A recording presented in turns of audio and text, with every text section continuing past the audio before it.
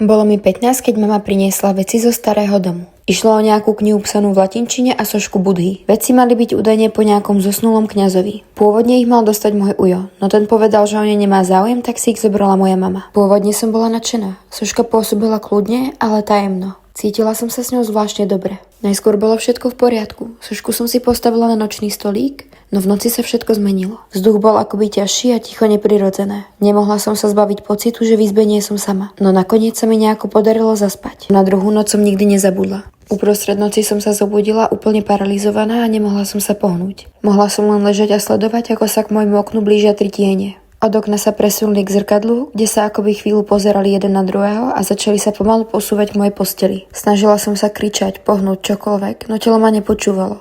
Mohla som sa len pozerať na tú hrôzu predo mnou. Keď sa mi konečne podarilo pohnúť, utekla som k rodičom do postele.